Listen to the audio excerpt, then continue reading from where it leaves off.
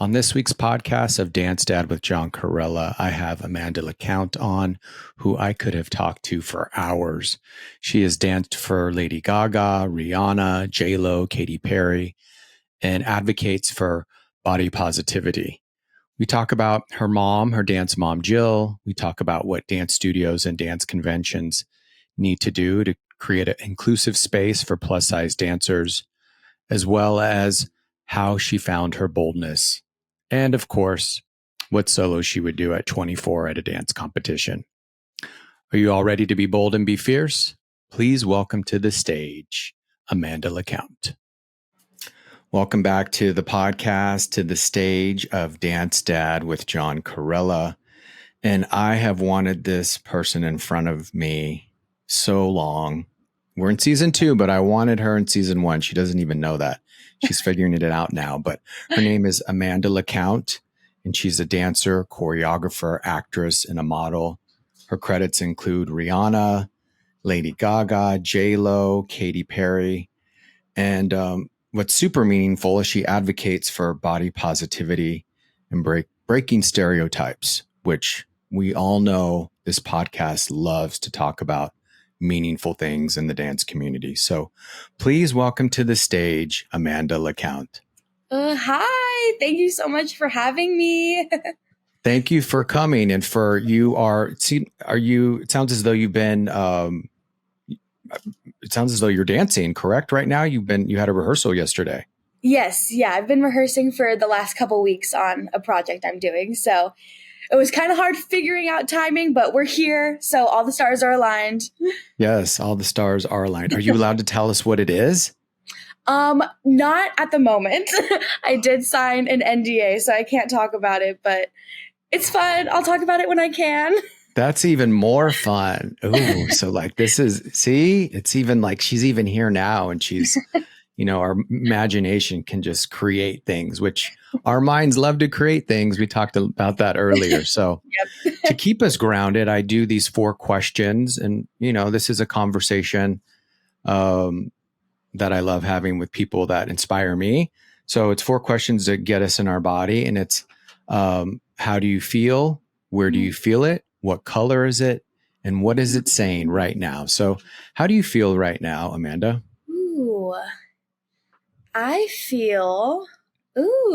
These are really good questions. I feel excited and hopeful for the future. I feel like that's where I'm at. I am manifesting, and I just feel like a lot of good things are coming my way and are going to happen in the future, in the near future. So I would say hopeful and excited. Hopeful and excited. I like that.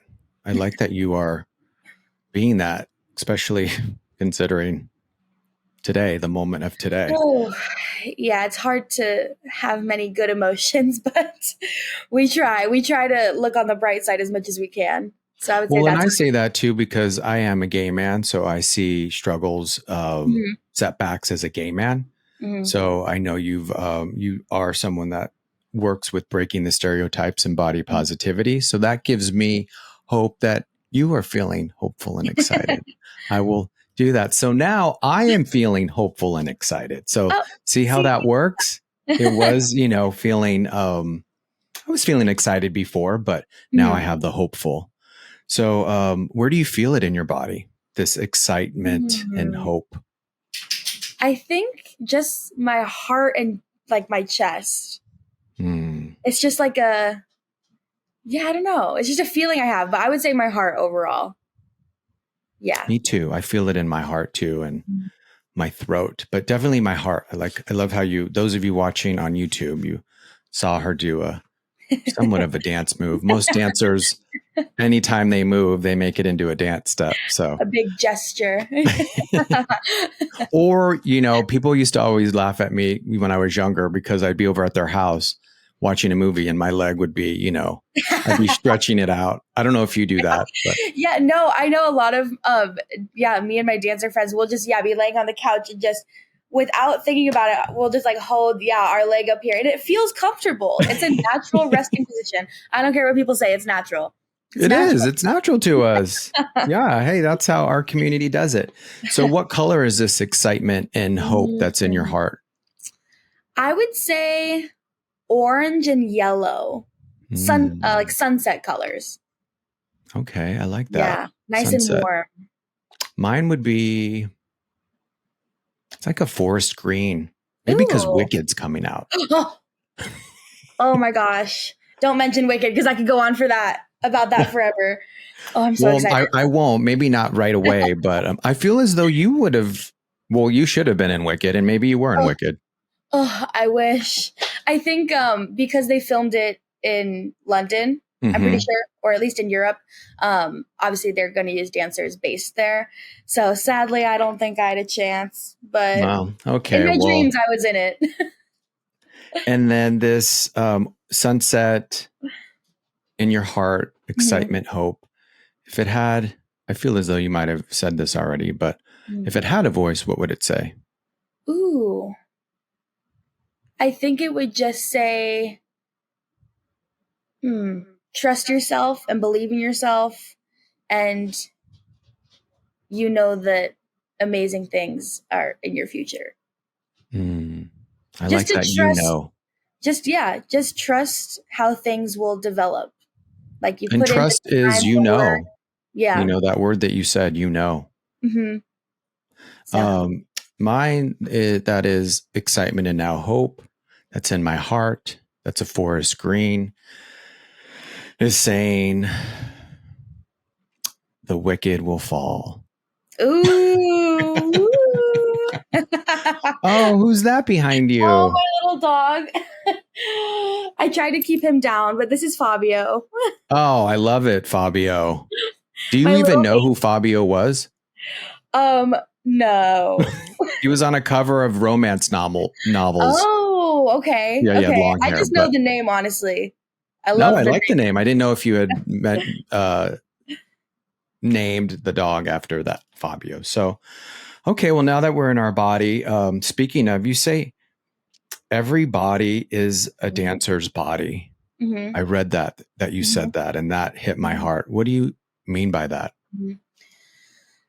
Well, I think a lot of people have this idea that a dancer is meant to have one body type and look a certain way from what they've seen, maybe like in the media or shows they've seen, or just what they've been told growing up. They have this idea and thought that a dancer is supposed to look one way. And typically it's taller, thinner, really long and lengthy. And if you're anything but that, it's kind of a negative thing in their eyes. And we're encouraged not to dance or to go on diets or to get in shape to all look a certain way. And my whole career so far has been about, and still is about, proving that wrong and showing that a dancer doesn't have to look one way. That's not what dance is about. It's about expressing and making the audience feel something, and being passionate about dance. Who cares what body type they have? It's about the dancing. And so that's been my main goal through what I talk about, what I advocate for, is every body type can dance, and every body is a dance body. There's no right and wrong body to have for dance. I love that you said that word, advocate. We're going to talk about that later, but I love that word that you said, advocate for people and yourself. How do you feel? I would say, how do you feel? How much does media play into this? Do you feel? Quite for dancers. Yeah, quite a lot. I think the media, we consume it so much, especially now, because it's so accessible on our phones, on our TVs, on our computers. Everywhere we go, we're consuming some form of media, whether we know it or not. And sadly, a lot of the media is not as inclusive as it should be. And so I can understand sometimes why people are so shallow in their head and why they have these, like, what's the word? Like limiting beliefs on what people should look like, is because that's all they see. So you can't really judge someone for thinking a certain way when that's what they were showed growing up. So I think the media plays a really, really big role. Again, whether it's TikTok or movies, TV shows, award shows, whatever kind of media it might be, it plays a big role in the beauty standards that society upholds. That's not real. You said the word inclusive. That's not, when you go out in the world, you see all types of bodies that dance. You see all types of bodies. I even think of acting. You act as well too, all different types of people in a home. And the media does play a huge role in creating. I agree with you on that, of what we think is we should look at. They kind of dictate what we look at. So, you're super bold and fierce. That's why I asked you. I can tell. Thank you. How did you find your boldness? Who taught you about your boldness? I think a big part of how I got to be the way I am is my mom. She is very unapologetic and she will say what she wants to say and stick up for what's right. And she will not back down to anyone. And she's very sure of herself. And I think it took me a second growing up, but I think as I got older, I started to kind of take that from her and apply it to myself as well. So now I'm a lot more unapologetic, and I'm just like, if you don't like me or if you don't appreciate my art or what I stand for, that's not really my problem. And, I've learned to kind of detach myself from other people's opinions of me. Because there's no point in hanging on to those. They're opinions of random people that don't know me or don't know what I'm about, or just random people on the internet. And I would never want to let a random person control how I feel about myself. So I think I took a lot away from my mom growing up and seeing how she interacted in her day-to-day life and how confident in herself she was. And I got to see that every day. So I think it started to rub off on me. And now I'm definitely the most confident in myself and sure of myself that I have been. And I think a lot of it has to do with my mom. Have you always been like that, or did you grow into it? I definitely think I grew into it. I was confident as a kid, but that confidence was really easy to, what's the word? I was confident, but if someone said something to me, my confidence went shoo. And it just went away. When you were a kid too, you're still learning the how to live in an environment. So you're being for new things are coming up daily at school or at dance. Exactly. And new experiences happening all the time. And so I think I was confident, but the second someone tried to go against that confidence, it was like, oh no, my confidence drops. And now it's pretty, I would say, unshakable for the most part. I'm not going to say I never have, down days or negative moments, because that's just not realistic to say. But I think as I grew up, it got more concrete, my confidence. Did your mom advocate for you? Oh, yeah. My mom is like my biggest advocate of life. She believes in me more than myself sometimes. She will stick up for me no matter what. You could be the biggest celebrity in the world, and if you say something bad about me, she's going to say, okay, well, I don't care about your opinion, and she will stick up to anyone. And I think growing up, knowing I had someone in my corner that believed in me that much, it was extremely helpful and I think necessary, especially for me. And I don't know where I would have ended up if I didn't have someone like her in my corner supporting me 1000%. So what would you have to say to people that are of the minority, whether they're younger and plus size or in the LGBTQ community, that don't have someone in their corner advocating for them? I would say find your community around you. I think family doesn't always have to be who you're related to by blood. That is not the case. And I think I have a lot of friends that have found so much comfort in just other people from their community, and they really rely on them. And I think, it's unfortunate that sometimes family isn't as supportive as they should be, and they're closed-minded and they don't understand things, but you can always find family in your community, if that makes sense. Do you find it easy to find that? And I'll say for me, Mm-hmm. I'm older than you. I can tell you're a lot younger than me. And I didn't find it. I found it a little bit easy, knowing that when you're young, you don't have a sexuality, but you know where it's going to grow to. Mm-hmm. So I didn't find it easy to find people that, were advocates in the dance community. Mm-hmm. For me, I did take a dance connection in Arizona, and Lori Waddell was someone the teacher that was a good advocate that let us be who we are. But do you feel the dance community is a community that we can find that, whether it's dance competitions or the dance community world and entertainment? I think so. And like I kind of touched on before, I think even though there are a lot of pros and cons to social media and just how accessible media is to us, that is such a pro when it comes to things like this, because maybe you're from a small town in Nebraska, and let's say you don't have that many people around you that maybe understand you or that you can lean on and find comfort in. So then I know that I myself, growing up, I didn't have much plus size dancer representation at all. And I was like, I don't know who to look up to because no one really looks like me.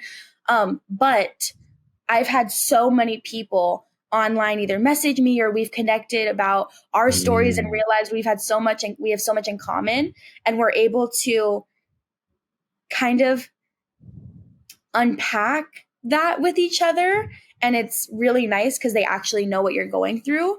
So I would say social media specifically has been really helpful for me to find people that have been through similar things that I have been. So even if your community is online, that still is extremely helpful.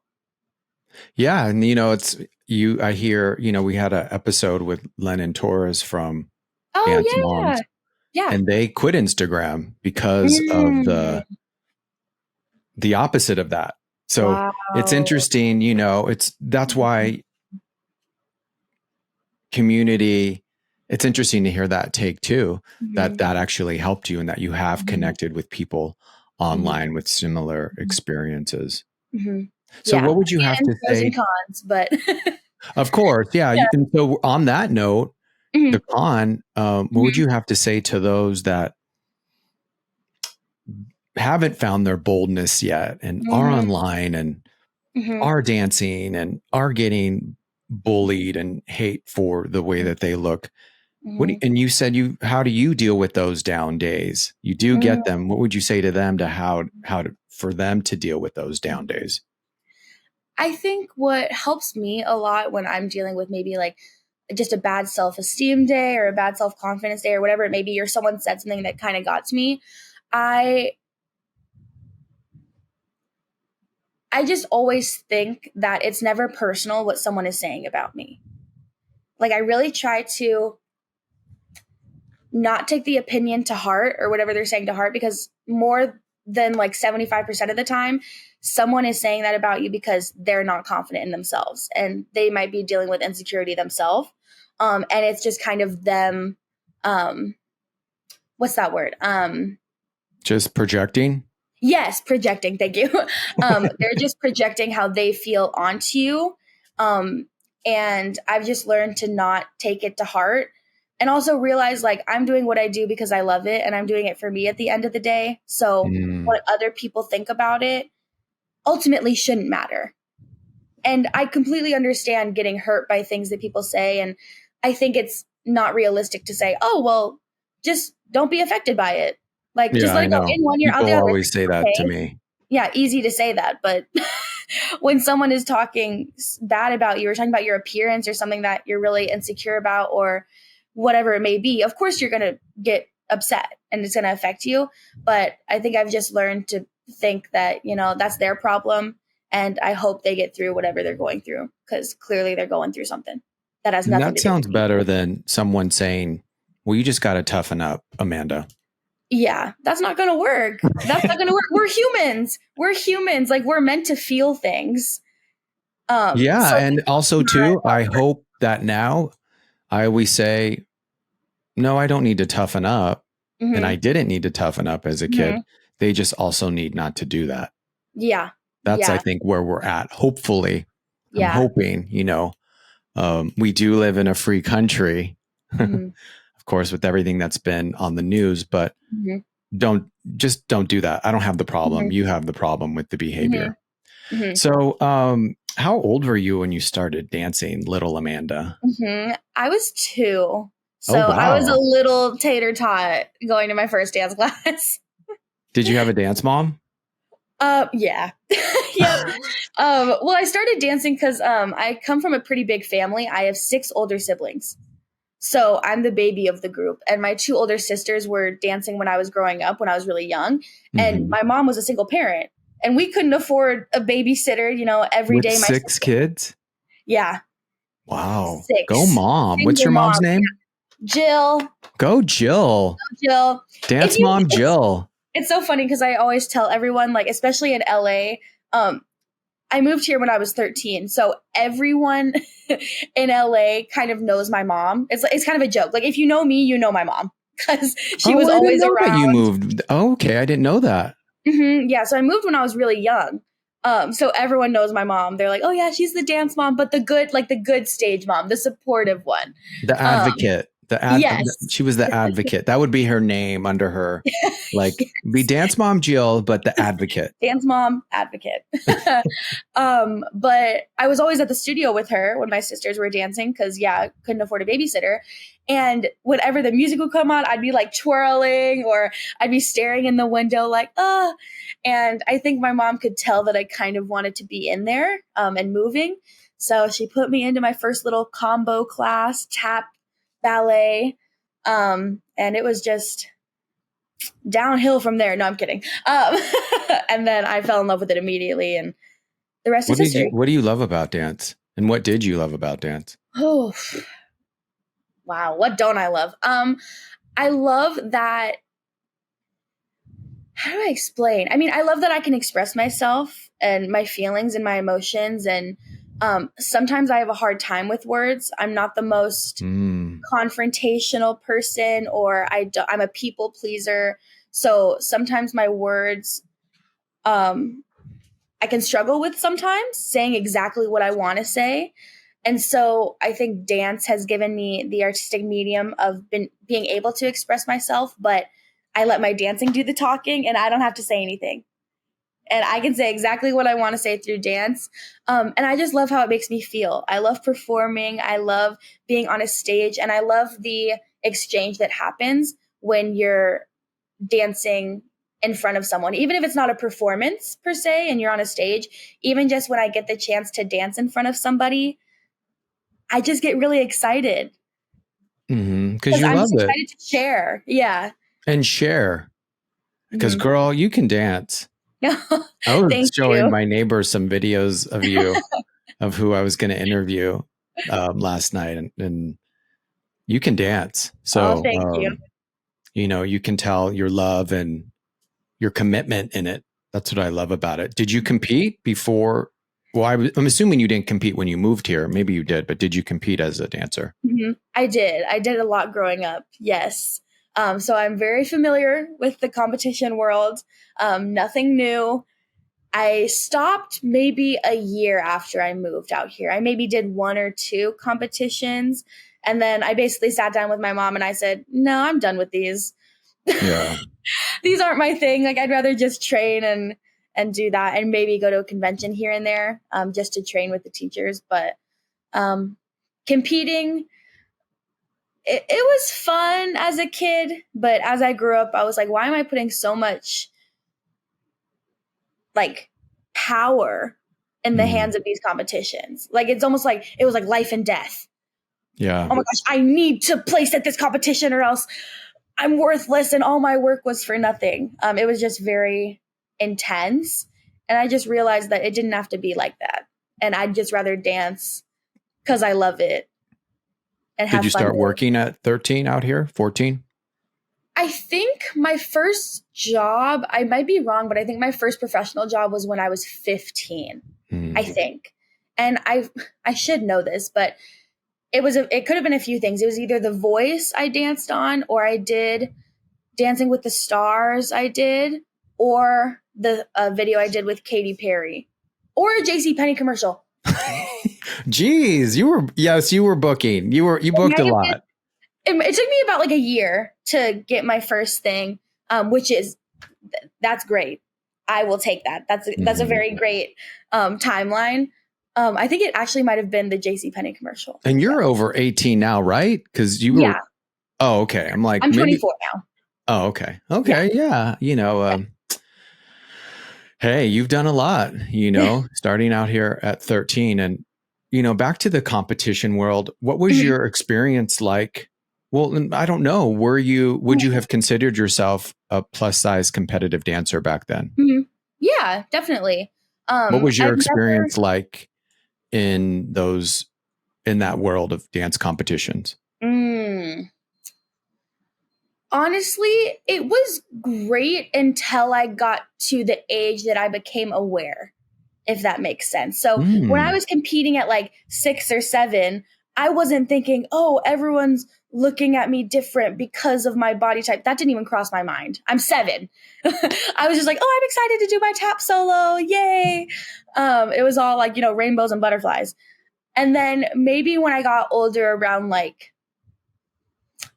11-ish, I think I started to pick up on certain things and realize like, oh, not everyone thinks that I belong here. And it started to become more apparent, or even I started realizing like when I was getting costumes, like everyone else was a size small and they'd be like, okay, Amanda, XL. And everyone would like look at me weird, or for some reason I would feel weird. No idea why I would feel weird. That's my size. Because they felt weird. And I could feel the energy, and I just felt so outsider and other from the rest of my team. Because growing up, I was always, I'm pretty sure until I moved, the only plus size dancer everywhere I went that I can remember, unless I'm forgetting some people. But for the most part, I was the only one. So it was just really hard because I couldn't relate to anyone. And I just felt very alone. And like I said, other than everyone else. And even when it was like, I remember one time I almost went to this dance studio back in Colorado, and my mom is such like a protective mama bear. I love that she was looking out for me. But she asked this studio, hey, if my daughter goes here and you decide on a costume that's like a 2-piece and she doesn't feel comfortable in it, can we just wear like a nude leotard under it? And literally the studio owner was like, no, she just has to wear it. And my mom was like, what? You're telling me you'd rather have one of your students be uncomfortable just for the sake of not seeing a nude leotard that no one's going to see anyway? It's interesting that this is why I'm having this conversation with you, because with your personality, I would think you would not want to wear the nude. See, okay. Yes. I think now that's more where I'm at, but I think as a kid, I wasn't there yet. Well, that's all you dance teachers here, because I know for me, those that I have taught that have different body, that were in the minority in their body shapes, in their body size. I think part of me thought that maybe that would be helpful to do that. So it's good to know that it wasn't, and that, or at least give them the option, like you said. Yes. I think that's more where the issue came in. It was like, because my mom wasn't saying, oh, I know Amanda for sure is going to want to wear a nude leotard. I don't know if I would have wanted to or not, but she just wanted to make sure that I had every option possible to make sure I was comfortable. I appreciate. It's, I don't like to compare our struggles, anyone's struggles, but it's similar to when you're a young feminine boy and they keep telling you to dance like a man, and you're like, I don't want to dance that way, you just, or I want the choice to dance that way. Yeah. And I think that that's still going on. There's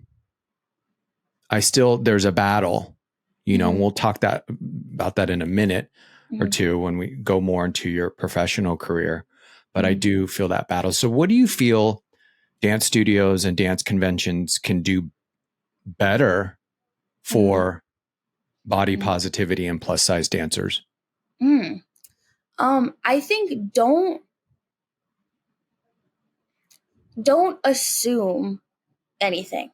I think a lot of the time, even in my own life, even still now today, when I walk into certain spaces, I already know people are underestimating me and not taking me seriously, purely based off of what I look like. Purely. And I know that for a fact. I've been cut from auditions at the door because my body type without even seeing me dance. And I think assumptions just ruin the experience, because you're already like closing yourself off from someone without seeing them dance or perform. So where I'm getting at is I think dance studio owners just be open and watch the dancing, and also make sure that the environment you're fostering in your dance studio or your company is a safe environment where everyone feels seen and heard and welcome. Because I grew up going to a lot of studios that did not make me feel that way at all. And I talk about this all the time. So if people have heard this story from me before, so sorry. I haven't. But when I was around 11 or 12, a studio I went to in Colorado, he actually kicked me out of the entire studio because my body type didn't fit his vision he had for his team. The exact words. And I wasn't even what do we call that? Discrimination? Yeah. I mean, like at the end of the day, it's like, what do we label that? Yeah, basically. And I was completely kicked out of the studio, couldn't even take like drop-in classes, kicked out.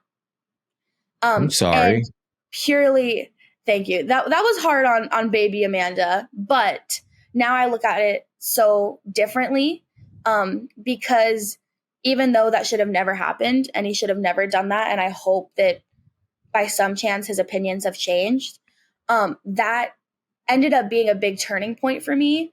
And I got, of course, very upset, very down on myself. I was 11 or 12 years old. But my mom was very helpful in this situation. And she was like, hey, why do we care what this guy thinks? He's one opinion. There are 7 billion people in the world. You know that you're talented and you know that you're meant to do this. So don't let him stop you. That's what he wants, basically. So don't give him that. And go dance, Mom Jill. We love her. Go Jill. But and then she was like, yeah, like we're just gonna go to a different studio and you're gonna do exactly what you've always done, and you're gonna do what you love to do, and you'll prove him wrong. And I have done that. So you have. Go me, really go have. Me, and go Mom. Yeah, no, I mean obviously Mom's help, but you chose and you have the freedom to do what you wanted to. So, yeah, do better. I feel there's a lot of, do you feel that dance, the reason why you don't see, plus size dancers in those environments is because they don't feel comfortable to go into them? Yep. 1000%. 1000%. I've had so many people, whether it's in person or again, just through like Instagram or whatever social media, tell me, oh, like I stopped dancing when I was a kid because I was getting bullied or I was made to feel bad about myself where I was dancing before. And now seeing your page as an adult, I've gone back to dance. And I've had so many stories like that come my way, which makes me so happy, but it's also really sad for me to hear that, they were made to feel so bad about themselves that it made them stop doing what they love, which is obviously not great to hear. But then on the other side, I'm really happy that they happened to come across my page and my stuff and say, you know what, like if this girl can do it, like what's stopping me from dancing? I love doing it. And so that's always really cool to have people tell me that. Do you ever feel pressure because people put you in that position? I don't think pressure, but I do think I have a certain amount of responsibility, but I love having that. Yeah. But I don't feel pressure. I don't think people are looking at me like, oh, Amanda, like the only plus size dancer in the world, has to represent for everyone and has to be the most successful dancer ever. I don't feel pressure like that, but I do know that I have a presence on social media and that people do look to me to a certain extent to be their representation. So I take that as a responsibility, but I love having that responsibility. I feel too, because you're so authentic, people feel pressure when they're trying to be perfect. So I think maybe that's what I'm realizing talking to you right now, is that when you're authentic, there's no pressure because you have already embraced who you are. Even as a dancer, how as a dancer do you deal with failure? Great topic. It's hard. I think I just kind of know that it's part of the process, and part of being in entertainment is that you're going to get a lot of no's. That's just part of it. But sometimes, I'm not going to lie, it does hurt a little more, or it does feel more personal, especially when you get those like dream jobs. You're like, oh, I really want this like so bad, and it just doesn't work. That's the worst feeling. But I think I always try to think that, what's made for me is going to be mine, and nothing will pass me by if it's supposed to be mine, if that makes sense. So no, it does. I always try my best to have that mindset. Of course, it's easier said than done. But I also know that I can rely on my work ethic, and I know that I work really hard, and good things are going to come to me because I work so hard. So just being, again, like I mentioned before, kind of towards the beginning, like being sure of myself and believing in myself and trusting the work I've done thus far. Like maybe that job wasn't for me, and I'll be happy for the people that got it, because it just wasn't in the cards for me. But then I know the next thing coming will be even better. Reminds me of, I had Darius Hickman on. He did the Renaissance tour. Yes. Yeah. I love him. And Cowboy Carter. And he talked about how similar to that, where he knew something big was coming if he just kept authentically being himself. And then exactly, it was Beyonce, like, exactly. So it's interesting because I don't feel not getting a job is failure. No. Because I think for me, when I danced and I was auditioning, the jobs I would get, I remember auditioning for the Academy Awards for Jamie King, and I was like, oh my God, I'm last group, like callbacks, I'm getting it. I nailed it. My body was a wreck. And then I didn't get it. And I was like, oh my God, I danced so good. Like I didn't fail. I was fierce. No. Yeah. And then I didn't get it. And I, of course, cried. But then I remember being horrible, failing at auditions and then getting it. Yes. And I'm like, how did I get that job? Yes. I was so bad. Yes, that has happened. Yes, I've been there as well. So how do you deal with, and maybe you don't, how do you deal with, because as dancers, we have to hit steps and choreography and memorization. There's a lot of technique, people. When you go to Amanda's page, it's not just turn the camera on and be bold and fierce. You have to remember the choreography. You have to have the style, whatever type of dancing you're doing. How do you deal with failing literally in dance? Whether it's messing up on set, messing up on stage. How do you deal with that? I think you can't think about it that much, and you can't dwell on it. I think in the case of when you mess up, if you mess up, it's gonna happen. The best dancers, the most booked dancers in the world have messed up. It's gonna happen. Competitive dancers, it's going to happen. It's going to happen. There's going to be a time, oh my gosh, my hairpiece fell out. Oh, I fell out of my turn. Guess what? Life continues. And dance moms, it's going to happen to your kid. Yes. Yes. Like you can try your absolute best to be perfect and never mess up ever, but it's not realistic. And I think what I noticed and something that I practice is even in class, like when I mess up, oh, I forgot a little part of the combo. I just keep moving. And as soon as I know where we're at, I'm like, oh, here we are. Here we are. And you just have to jump back in. I think where people make the mistake or where people can kind of go wrong, at least with messing up in class or a performance, is they mess up and they can't get out of that. They're like, oh, I messed up. And the rest of the routine or the combo, they're thinking, oh, I can't believe I just messed up. Like, that's so embarrassing. That's so bad. And then you're not executing. You're not present and you're not dancing the way you could be if you just let it happen and then let it in one ear, out the other. Oh, I messed up. Oh my God, whatever. I'm going to keep going. I learned this in acting class, and David Corey, who was on the podcast from Howard Fine Studio, talked about it, where say oops and move on. Oops. Exactly. Rather than, I'm sorry. I'm so sorry. Like just oops, I dropped my line. Oops. And so I teach because I do teach still. I teach at the 6 out here. Oh, okay, the 6 compound, and I teach the little minis, and I try and teach them to say, oops, and they're usually pretty good about that because they're usually oopsing every 5 seconds. So what did you do with Rihanna? I did her Savage Fenty show 3 times. Whoa, what was that like? Oh, I wish I could go back and do it like 10 times again. I loved it. And I think it was a job that was so aligned with me and honestly, like the perfect job for me for many different reasons. 1, love Rihanna. Duh, obviously. 2, I love what the show was about. She herself has always made Savage so inclusive and showing how everybody is beautiful. And her show, like nobody looks the same. It's so diverse and so inclusive, and just the messaging is so beautiful, and it's exactly what I'm all about.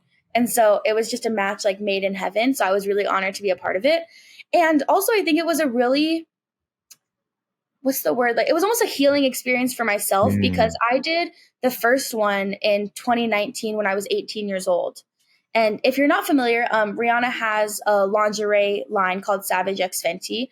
And so when we are dancing in the show, we're in pieces of her lingerie that she makes. And at that time, I was really confident, but confident in what I was used to wearing. So confident in leggings, a t-shirt, confident in a sweatshirt, my safe clothing, if that makes sense. And so when I found out I got it, I was so excited. I was like, oh yeah, like this is amazing. Oh my God. And then part of me was like, oh.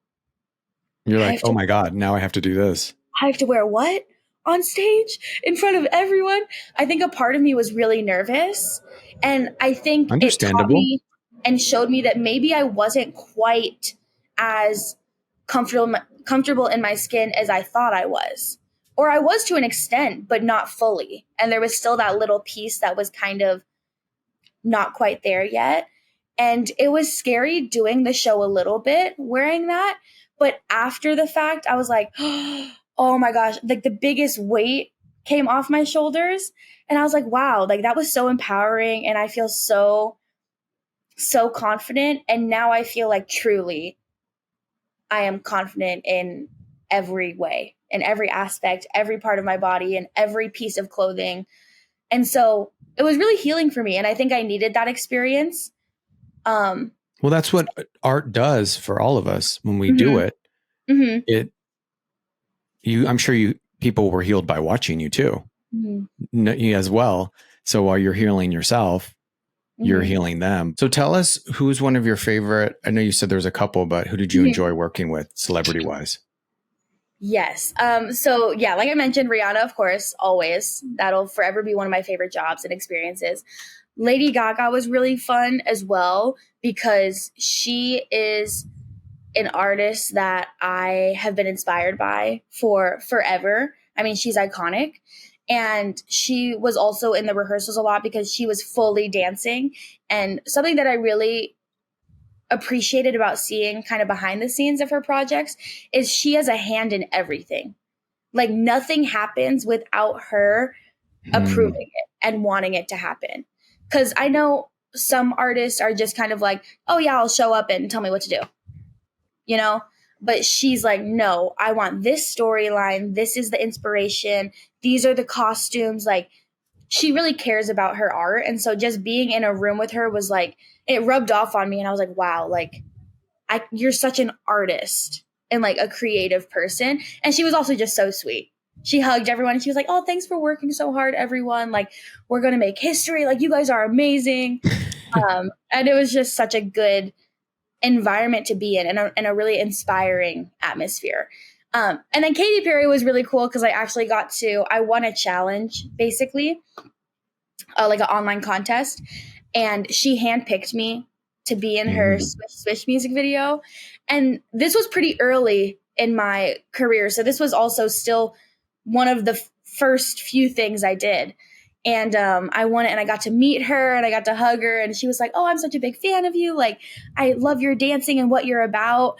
And I was just there like, jaw dropped. I was like, oh my God, like you're Katy Perry. What are you talking about? So that was really cool. And I think I was 15 at that time. So that was really exciting for 15-year-old Amanda.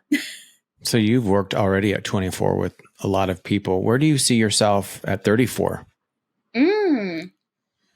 Well, the past 5-ish years, I've gotten more into teaching and choreographing. Still mainly, I would say I'm in the dance, being a dancer part of my career, but I really enjoyed teaching. And I definitely could see myself doing that once I kind of slowed down working as a dancer.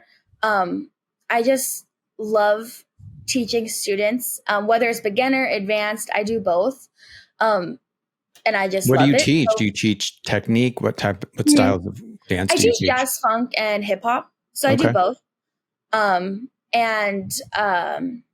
I could definitely see myself. I always told myself growing up, like, oh, I'm going to open my own dance studio and blah, blah. And I'm really passionate about really making it an inclusive, safe space. Every person is welcome. And that's something that I've been saying since my mom could tell you. I was probably 8 or 9 years old. I've been saying this. So there's a lot of dance studios, dance moms, dance teachers who listen to this. And for me too. I know you said, don't assume how someone walks in, you know, of how they dance. I think that seemed more on a general level of auditions. You also said, give them the choice as far as costumes. What can we do as teachers in a classroom so people who are plus size know it's a safe environment? And what can we say? I think there's a few things. I think even it's not the words that you say, but it's the energy you put out. And your energy speaks volumes. And so I think sometimes teachers can have, like, how do I say this? Not intentionally, but just maybe not the most welcoming energy, or sometimes it can feel, my God, you can totally say that here. Yes, this is, they all know those dance teachers, old school ones. Yeah. And sometimes, especially if it's someone's first time taking your class or they're not familiar with you, it can feel very intense and scary. And that naturally is just going to make them kind of like curl up and go into themselves and not be open. And so whenever I teach, especially my beginner classes, because that's when a lot of the time they're the most nervous and kind of closed off, I really try to just take the stress out of the room. So I'm like, okay, hi guys, like happy Saturday. Thank you so much for coming. I just want to let you know, like, it's not that serious. We're just here to dance and have fun. There's a safe space for everyone. And then I do like a walking exercise across the floor where I'm like, literally just do anything. Just do anything. Just have a great time. And I've noticed that doing those things really helps just bring the tension down and like the stress level, because it makes them feel like, oh, like, this isn't scary. Like, I'm And just taking you dance said class. it's a safe space for everyone. Mm-hmm. Mm-hmm. So that can. And I always say, like, no one in here is judging you. Like, we're all in the same boat. We just want to dance and have fun. It's an encouraging space. And I also think what's important is for teachers to be aware. Like, don't just teach your combo and then, like, watch them do it. Like, I really try to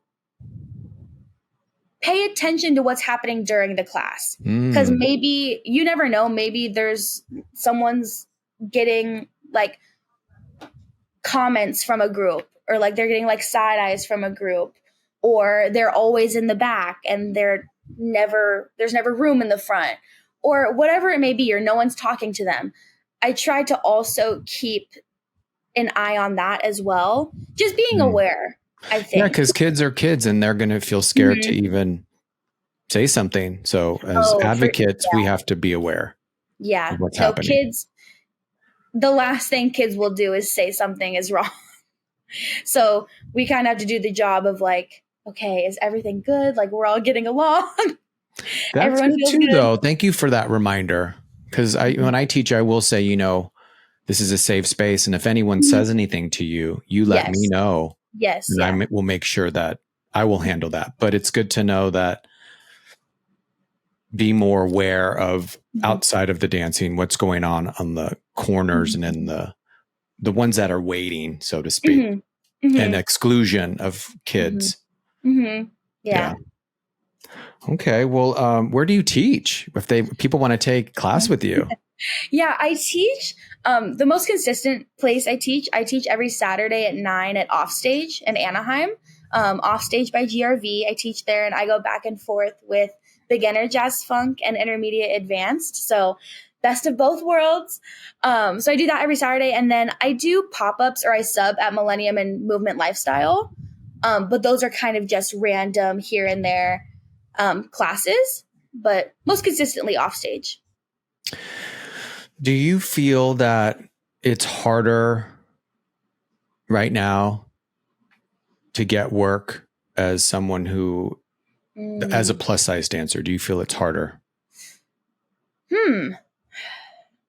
Good question.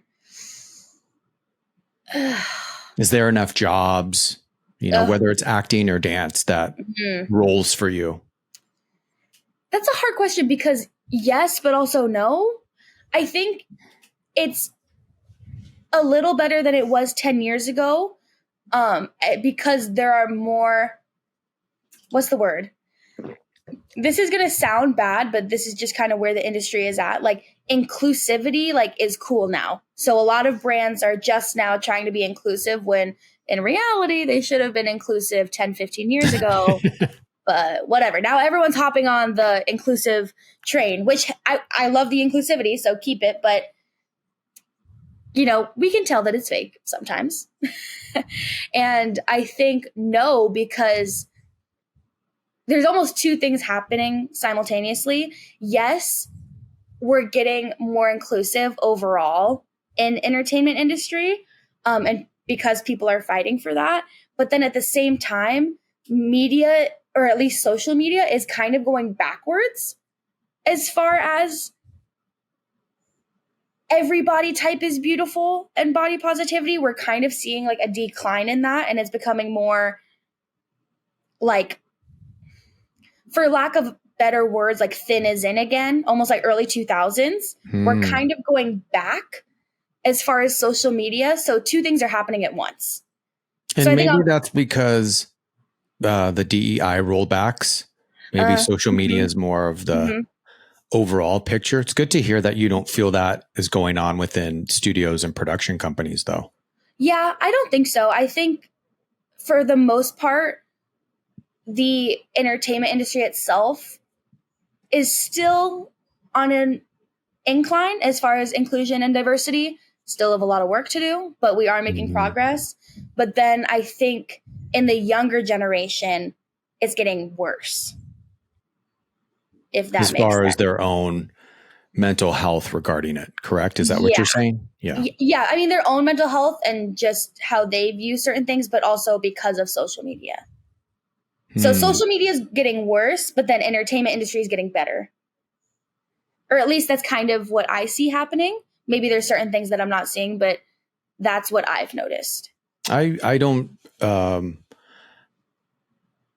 I think regarding the going up in inclusion in the entertainment industry, we'll see, because of we're fairly new in this decision to roll back DEI, to roll back inclusivity, and to be uniformity. I mean, I'm going to call it what it is. It's uniformity. That's what they're wanting, is everyone to look the same. But yes, and that's why you are bold and fierce. And I think it's amazing what you do, and so needed.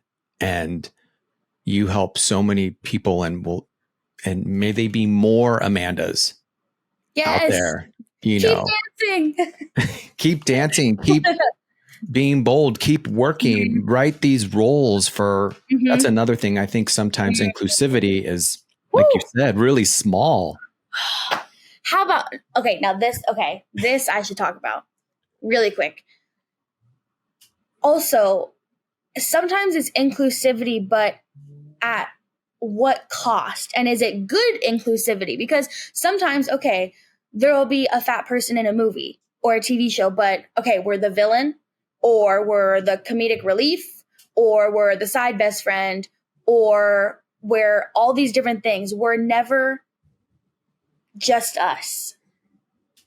There's always like a gotcha within the casting. And we're never the romantic interest. We're never the main character. Like, there's always kind of a, I don't want to say negative, but kind of like a negative thing they have to add in to our characters. And I'm like, why can't we just be us? Do you feel that's because it's not written by plus size people? Probably. Yeah. And it's funny because I guarantee you these casting people or whoever's casting these projects are like, oh yeah, like we're changing the world. We're being so inclusive. And it's like, okay, maybe I don't want to be the funny side character that has no love life. Well, and I was talking to a friend of mine. She's a Latina actress, and she still goes in for the maid, the prostitute, similar, like, come on, like all these stereotypes. I mean, AOC is, there's more, we are more than that. And maybe get to know us, get to know us. And I will say this, and maybe this is to inspire you. You need the power. You need to direct. You need to write. You need to be in those roles of picking, that's why that's happening. Is we know them. I know the straight world I could write I tried to live that way. I could write a book on that world. So I'm not going to leave you out, but I feel that's how I believe. That's why minorities do have a lot of power, because we do know we've experienced so much. And that's my little soapbox. So you said, well, and I love this, and I'm going to end on this, but you want to be the person I never had growing up.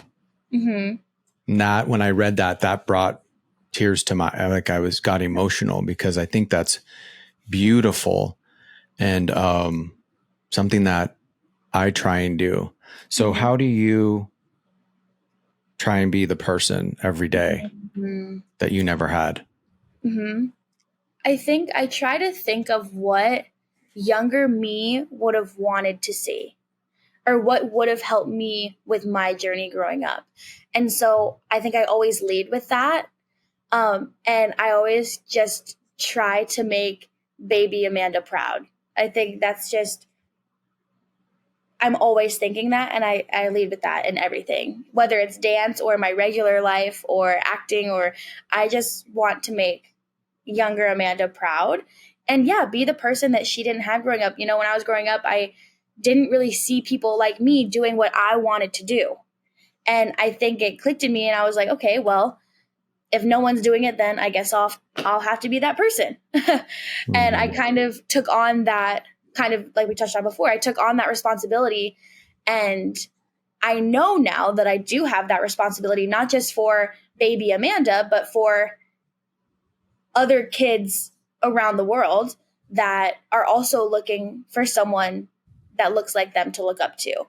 And I know I am that for some people.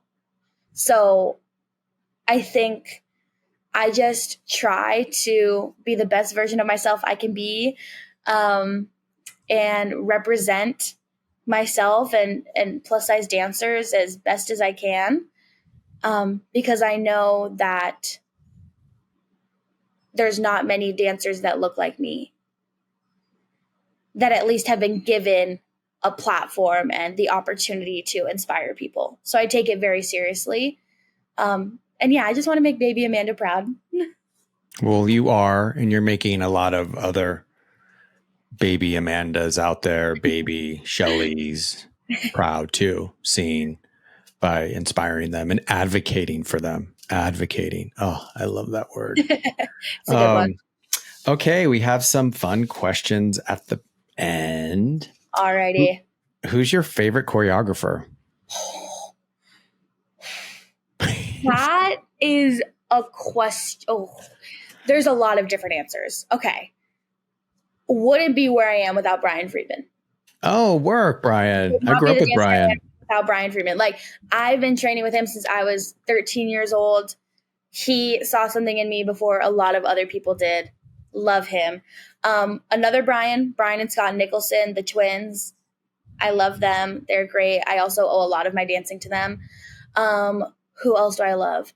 Deanna Matos is crazy.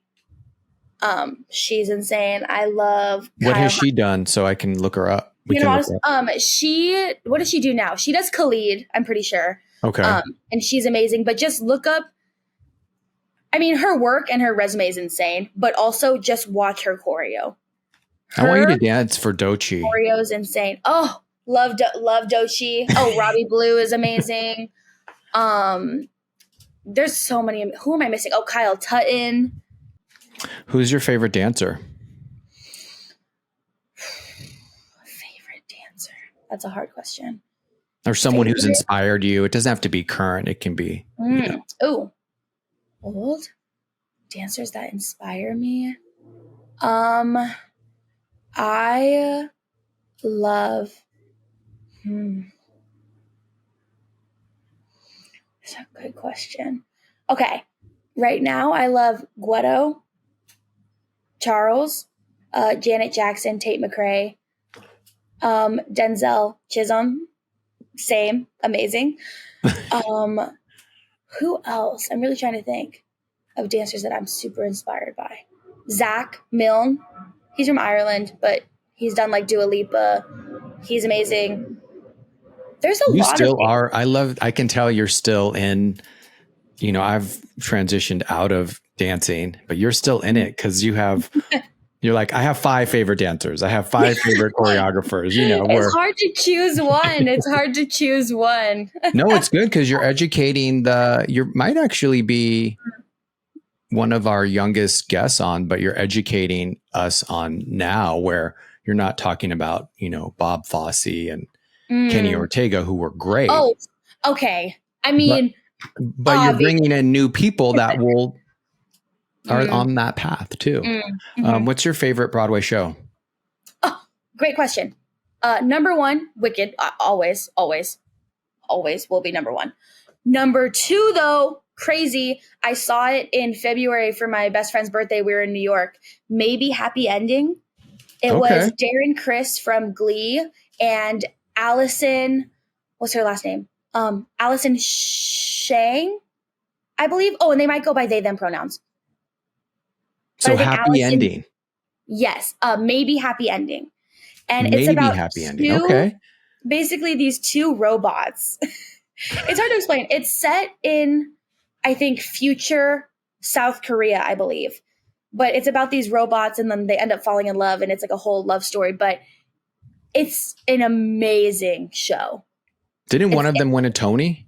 Yes. Yeah. Okay. Darren Criss. Yeah. Yeah, I did hear about best actor in a new play, new musical.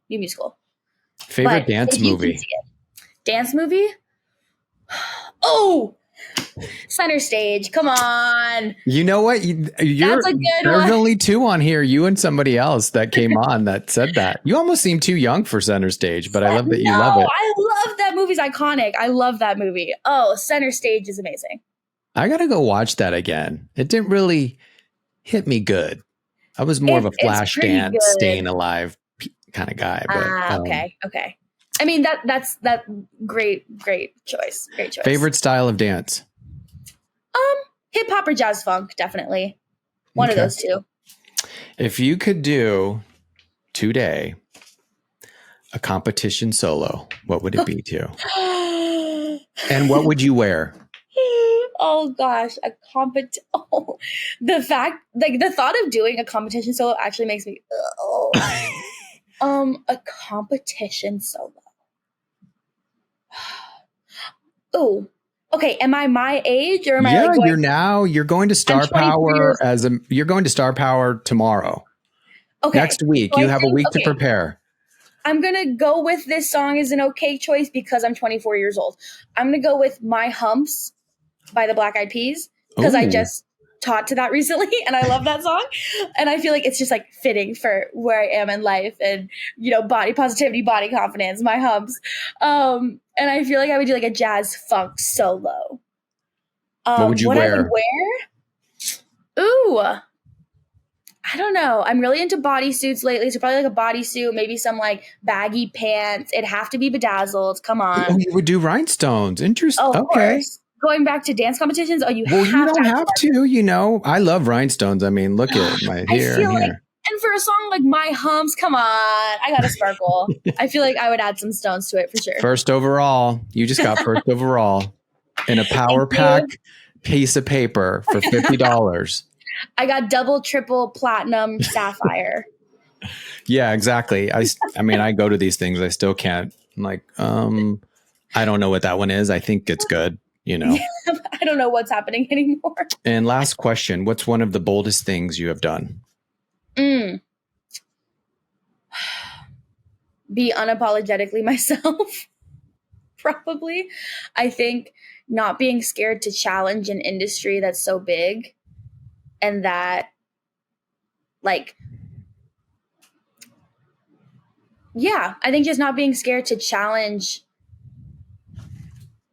so many people's beliefs. I think doing that is pretty bold and it can be intimidating, but I think I was ready to take on the challenge and happy to take on the challenge and I'm still taking on the challenge currently. But I think not being scared to ruffle feathers. Yeah. That's bold. You are bold. And, thank you for all that you do. Much continued success. I'm excited to see where this secret project, as well as everything else that you do. Where can people follow you and get more information on you? Sure. My Instagram is probably the best place, which is at LaCount. I'm also on TikTok. I do some fun, dancing on there, which is Amanda_LaCount. And then any other information you could possibly need to know about me is on my website, which is just AmandaLaCount.com. Well, thank you, Amanda. Thank you for your time, and I appreciate you. Of course. Thank you so much for having me. I had so much fun. Thank you so much for listening to Dance Dad with John Corella. Thank you to everyone at Hivecast for all that you do. And if this episode meant something to you, please share it and subscribe. Also, you can follow Dance Dad with John Corella on all platforms. But most importantly, remember to be bold and be fierce.